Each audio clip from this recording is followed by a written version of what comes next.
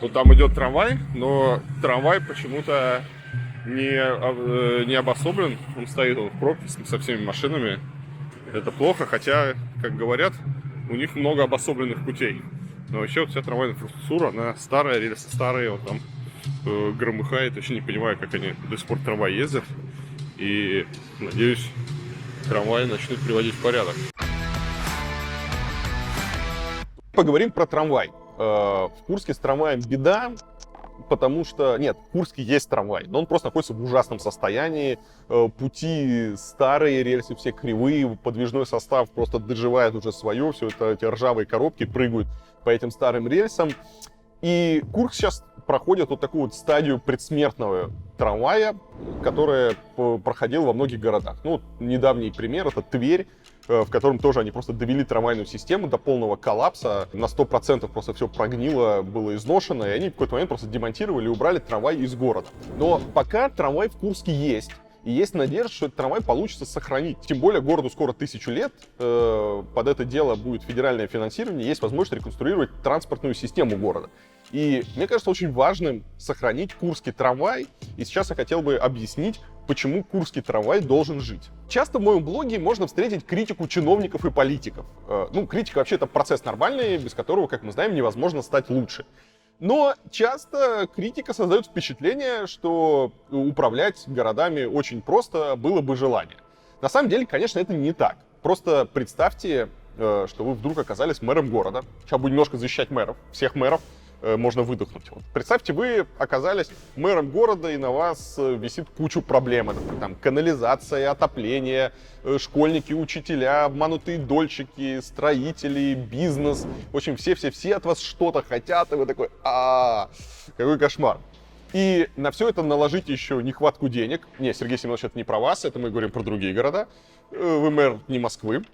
И еще ужасная бюрократия со всех сторон, еще проблема кадров, проблема кривого законодательства, еще всякие, не знаю, там, ФСБшники, гаишники, которые постоянно лезут и тоже что-то хотят, там от вас требуют, контролируют. И при плохой организации работы такая вот рутина, она просто убивает все стремление к прекрасному и всю вот эту вот урбанистику, которую мы требуем, которую нам хочется получить от мэра. Когда у вас постоянно что-то горит, когда у вас крайне ограниченные ресурсы, то сложно видеть возможность и что-то планировать. Нужно что-то решать вот прямо здесь и сейчас, затыкать вот дыры, потому что завтра все вообще может перевернуться с ног на голову, и до завтра вообще еще дожить надо. В такой ситуации очень легко наделать ошибок, даже из благих побуждений. Именно в такой ситуации сегодня находится Курский трамвай. Долгое время ему не уделяли внимания.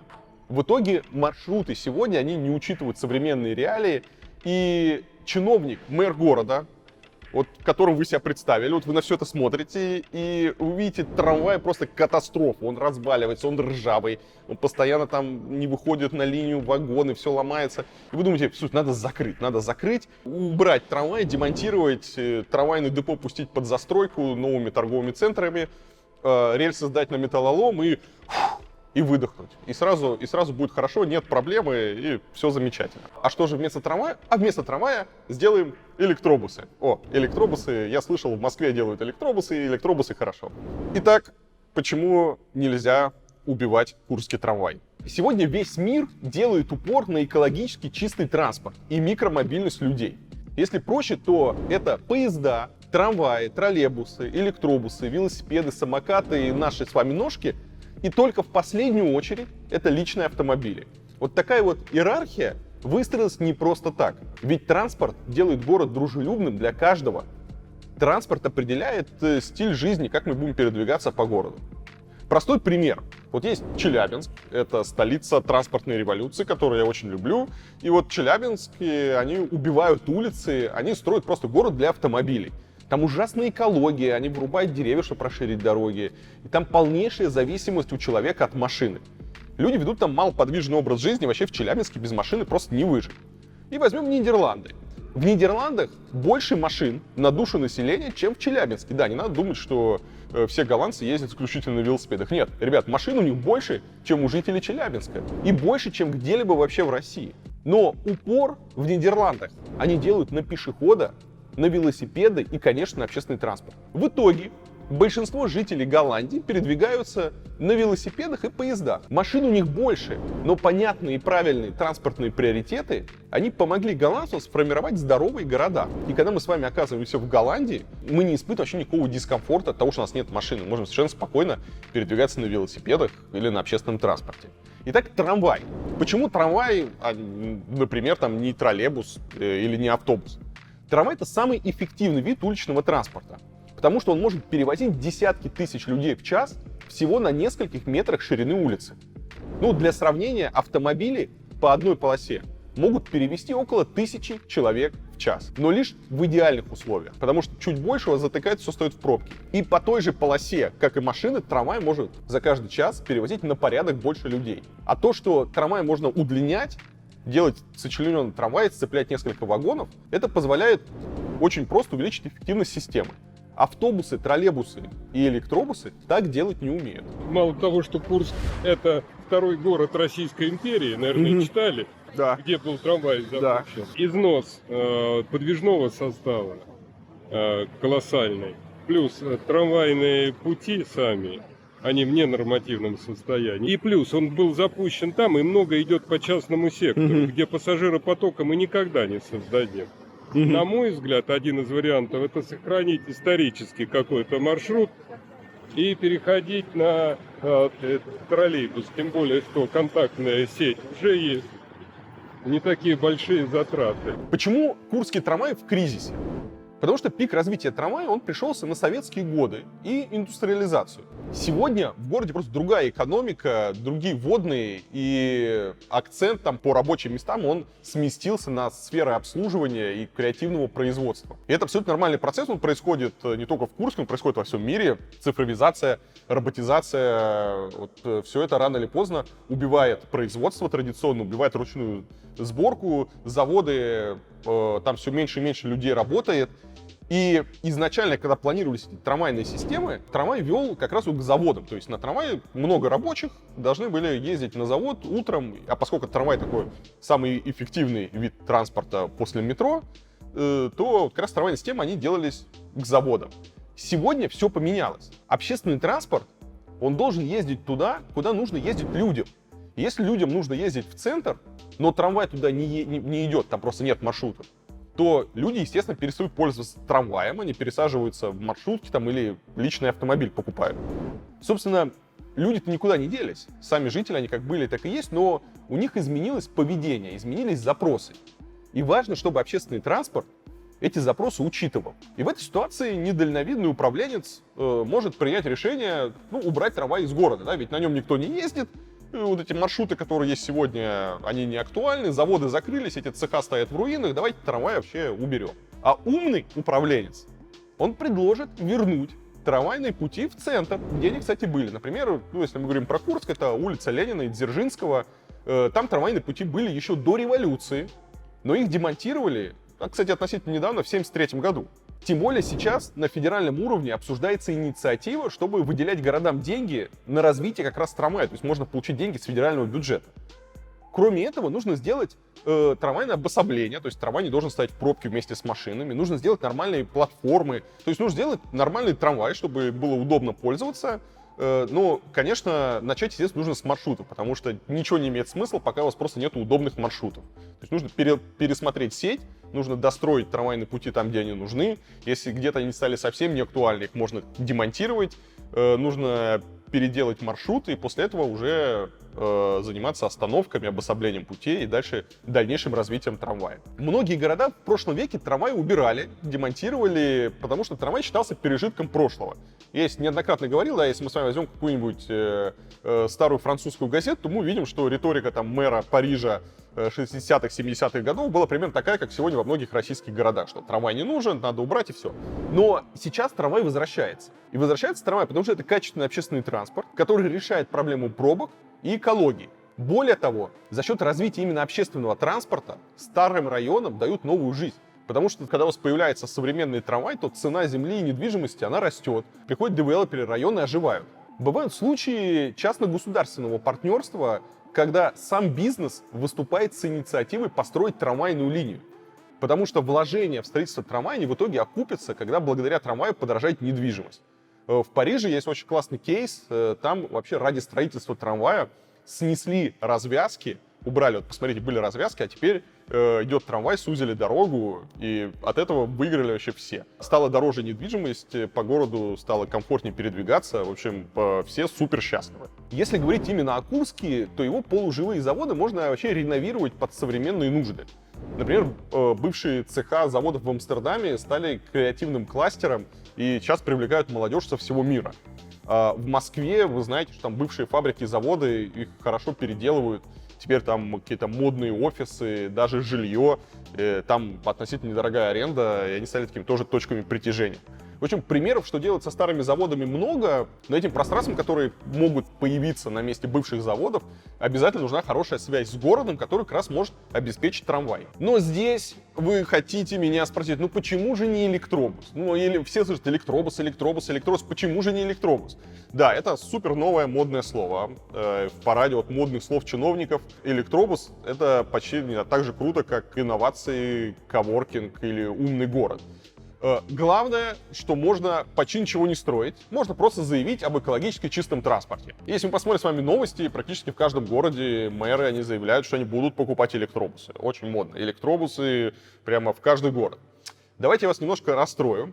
Трамвай в разы лучше электробусов. У электробусов проблемы с аккумуляторами. Аккумуляторы много весят, поэтому чем длиннее маршрут, тем больше нужно аккумуляторов, и это снижает полезную нагрузку транспорта. Трамвай может за раз легко перевезти от 100 до 500 человек. На это же количество людей потребуется от 2 до 10 электробусов. Поскольку каждому электробусу нужен водитель и батарея, в разы вырастут и операционные затраты. То есть вместо одного водителя трамвая вам нужно там 10 водителей для электробусов. И это еще без учета простоя, пока ваш электробус будет заряжаться. Потому что если учитывать этот простой, то число может еще в 2 раза увеличиться людей, которые вам нужны на обслуживание этих электробусов.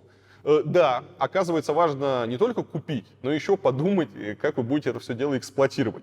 Вот в Москве, кстати, об этом не подумали, поэтому, когда вот Москва начала массово переходить на электробусы, возник просто катастрофический дефицит водителей. Потому что стало нужно сразу больше водителей из-за того, что у вас троллейбус может чуть ли не 24 часа работать, а электробусу нужно заряжаться. То есть вам нужно больше машин и больше водителей, потому что часть времени просто водители сидят и ждут, когда он зарядится. Троллейбусы с аккумуляторами решают проблему простоя. Но ведь можно брать не новомодные электробусы, как Москва, там, с большими аккумуляторами, а можно брать троллейбусы с аккумуляторами, которые просто подзаряжаются от контактной сети, а потом он может иметь какой-то длительный запас автономного хода. Это тоже электробус, он тоже имеет право на жизнь. Но есть еще одна проблема у всех электробусов, вне зависимости от вида, да, когда есть батарея. Это, собственно, сама батарея. Технология это слишком новая. И еще ни один город массово не сталкивался с проблемой, ну, например, что делать с батареей. Как утилизировать такое количество батарей, как их обслуживать. А закупка, например, новых ячеек и какой-то, если мы говорим про безвредную утилизацию, может просто убить всю экономику. Я уж не говорю про экологию. Кроме того, у трамвая есть еще 2 мощных плюса. Трамвай красивый, он выглядит лучше, чем любой электробус. И самое главное, у него нет резиновых колес. А в чем же проблема резиновых колес, спросите вы? Проблема в том, что сцепление с дорогой, оно разрушает резину. И резина превращается в пыль. И вот эта вот самая пыль, она оседает в наших легких. Ничего хорошего в этой пыли нету. Металлическая стружка, которая тоже в каком-то минимальном количестве образуется при контакте колес трамвая рельс, она никуда не поднимается, вы, по крайней мере, ей не дышите.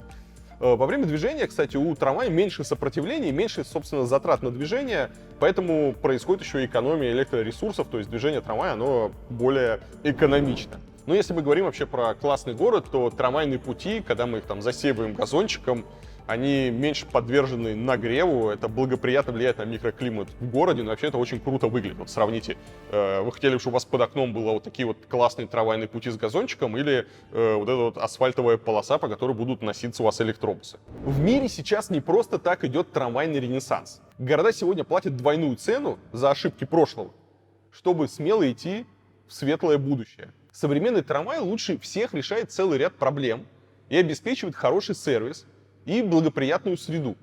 Вопрос сейчас только в том, что как это все дело считать и на сколько лет вы планируете экономику города. Но вот я очень надеюсь, что поскольку Курск сейчас планирует как минимум на 12 лет вперед до своего тысячелетия, то трамвай там все-таки будут развивать. Когда уставшему мэру приносят сводку по износу путей и вагонов, информацию о падающем постоянно пассажиропотоке и о той сумме, которая нужна на поддержание работы трамвая, то первая реакция у него, конечно, наверняка будет, что надо все к чертям закрыть. Несколько десятков миллионов рублей, которые можно сэкономить, закрыв трамваи, их, например, можно пустить, чтобы закатать дворы в асфальт, отремонтировать какой-нибудь водопровод, ну или провести какой-нибудь праздник народного единства. Да, тоже приятно. Вот только мало кто сегодня оценит упущенную выгоду и потери в других сферах. Закрытие трамвая неизбежно вызовет рост пробок, неизбежно вызовет снижение экономических показателей города. Это приведет к росту автомобилизации, приведет к ухудшению безопасности, к ухудшению экологии, увеличится затраты на медицину, увеличится, в конце концов, расход на ремонт асфальта, который все мэры так любят. При долгосрочном планировании трамвай выигрывает экономически и дает городу возможность развиваться. Если учитывать все аспекты влияния транспорта на жизнь города, то себестоимость перевозки одного пассажира в трамвае на 40% ниже, чем в автобусе. Поэтому даже небольшие финские города, которые в 2 раза меньше Курска, сегодня строят трамвай. И строят они трамвай, потому что они это расценивают как вложение в завтрашний день. И дети им скажут за это спасибо. У нас же политики и чиновники решают в первую очередь какие-то сиюминутные насущные проблемы, создавая проблемы своим потомкам. В общем, друзья, любите трамваи и не дайте в Курске трамвай уничтожить. Ну что, друзья, это был Курск. Надеюсь, вам понравилось. Если у вас в Курске есть друзья, обязательно отправьте им ссылочку на этот ролик. Подписывайтесь на канал. Я внимательно слежу за статистикой. Я вижу, что половину из вас смотрят мой канал без подписки. А это значит, что я как пессимист, да, наполовину все плохо. Так что, друзья, исправляйтесь, давайте подписывайтесь. Ваша подписочка это уникальная вообще возможность. YouTube и современные технологии, они позволяют вам, подписавшись и нажав на колокольчик, они позволяют вам получать уведомления о том, что вышли новые ролики. Вы будете первыми с пылу, с жару получать информацию о новых роликах, и вы будете всегда в моем сердце, потому что по утрам я перелистываю список всех подписчиков, смотрю, любуюсь на ваши аватарки. Так что, друзья, оформляем подписочку, ну и распространяем ролик, пишем комментарии, чтобы этот ролик вышел в топ и как можно больше людей его увидели. А я с вами прощаюсь, увидимся завтра в новом ролике. Всем пока!